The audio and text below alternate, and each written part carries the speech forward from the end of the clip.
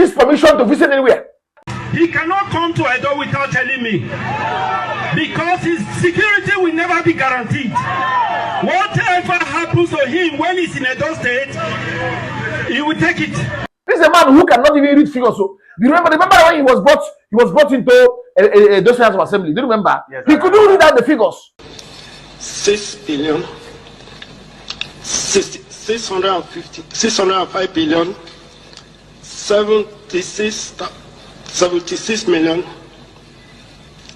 76, let me take it again, 506 billion, 605 billion, sorry, 776 billion, sorry, it's confusing me.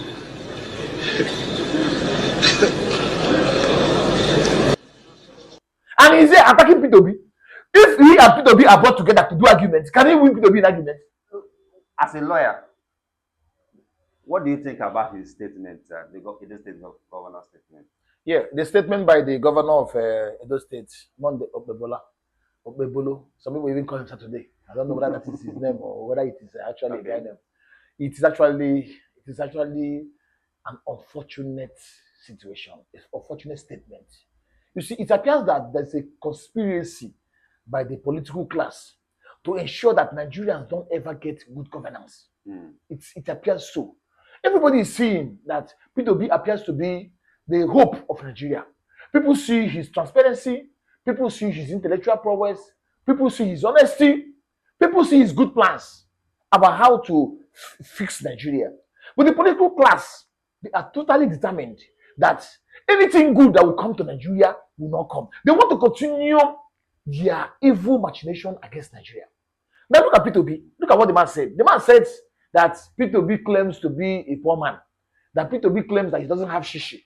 Yet he was able to give 15 million naira to a nursing school in Edo State. And that before P2B comes, that P2B should get permission from him to come to Edo State. First of all, I want to ask him a question. Is he aware that yesterday P2B donated, I think, 15 million naira to a dentistry school in UNN in Enugu State? Is he aware that one university, a school on optometry, P2B donated 75 million naira to them? Is he aware that P2B has been donating money to people, and the money he has been donating has always been on school? His own was on nursing school, the other was on dentistry, the other one was on optometry. It shows you that P2B is trying to redeem the health system in Nigeria. Look at Buhari. Buhari died the other day in a clinic in Lagos. I mean, in the UK.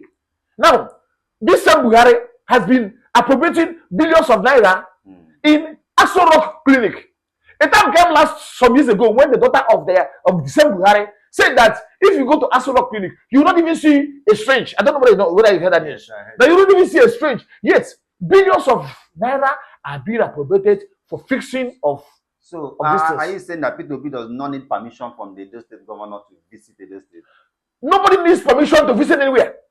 The Constitution of Nigeria in Chapter 4 provides for what you call freedom of movement. Every Nigerian has a right to visit anywhere. Every Nigerian has a right, freedom of speech, to say anything anywhere.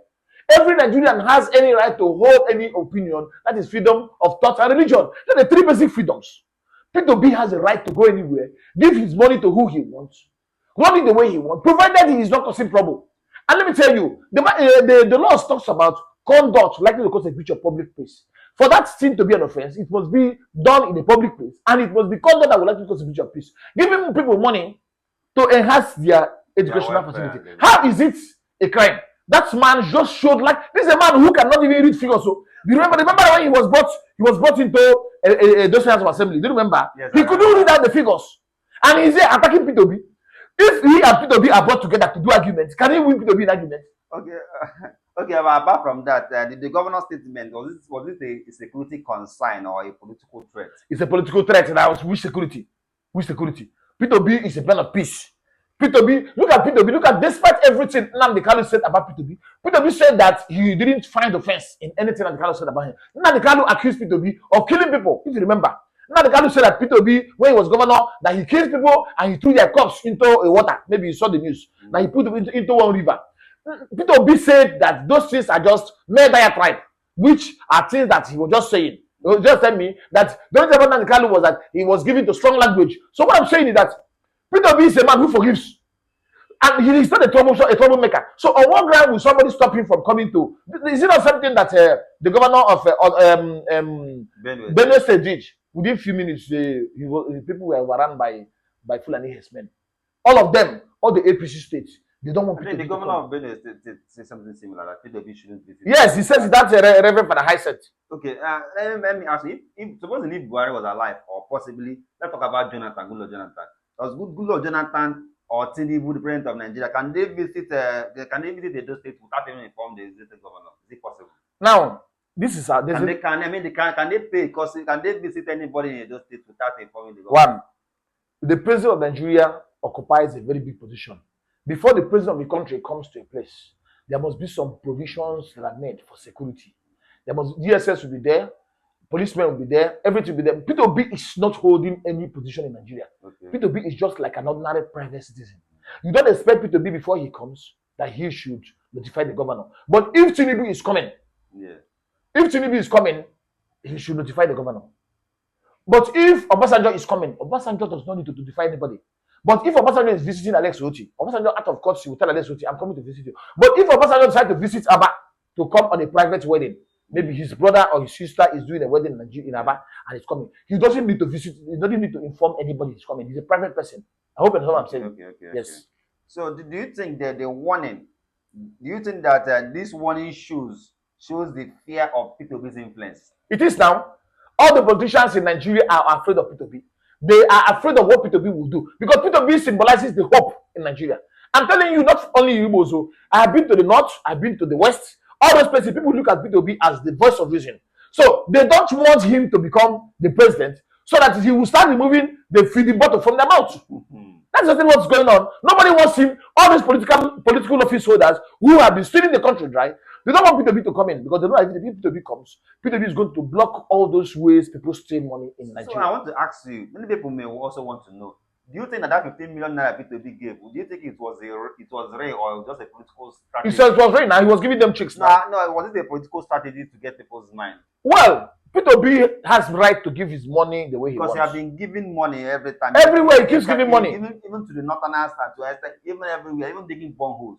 See, yes, some people may look at it from the point of view that he's a politician, that he needs to clear his road. But the truth remains that it is his money. He has the right to use his money the way he wants. Nobody has ever come up to say that Peter Obi stole any money. Peter Obi has so many companies. He has so many companies that are giving him money. He's virtually the owner of Fidelity Bank, you know, and he has shares in some breweries. He's a businessman. He's a commodity businessman. So the man is into so many businesses. And let me tell you, all over the world, if you are a rich man, you're expected to give back to the society. Yeah. It's only Nigeria where people, when they give back, people complain. Look at this guy, Warren Buffett.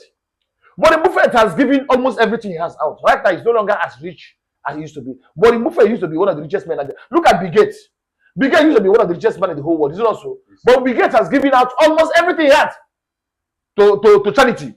People give out to charity, but in Nigeria here, when you're giving out, they will say, is it because you want to win the election?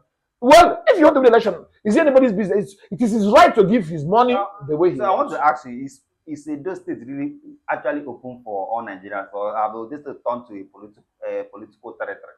Edo State is open to all Nigerians. In the case of Sugar Bademian versus Minister for Internal Affairs, the Supreme Court held that no Nigerian can be stopped from entering into any other part of Nigeria.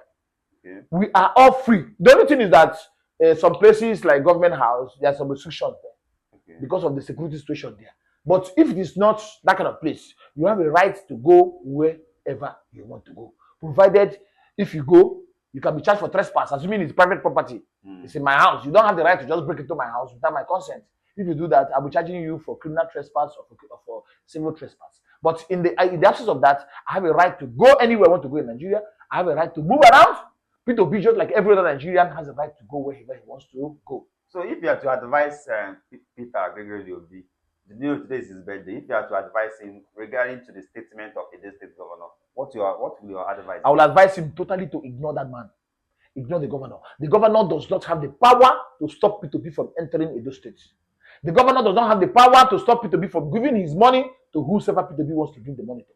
The governor does not have the power to stop P2P from entering into any public institution, whether it is school or anything, provided that P2P comports himself in a manner that will not cause public apprehension of breakdown of law and order. Okay. That is the only remedy. Just like I'm saying, the moment he does not comport himself in a manner that will show that he is causing trouble. But if he goes there like a private person, there is nothing wrong in his going anywhere. Because so a layman who heard the governor's statement will also think that maybe based on that, P2P can also, as a Catholic, can also attend the Catholic mass or church. And that's what it means now. The governor, what he said was gross ignorant. The man, people say he's illiterate. I don't want to believe he's illiterate. I want to believe he's going to school. But some of those statements he makes gives credence to what people say about him. If I were him, I would just be careful what I say. Okay, finally, away from Edo State and P2P's the governor's statement. Follow Casa TV on Facebook and YouTube, even on TikTok. Drop a comment, share the video again. My name is Makama Kasmia. Let's know what you think about this video. Thank you.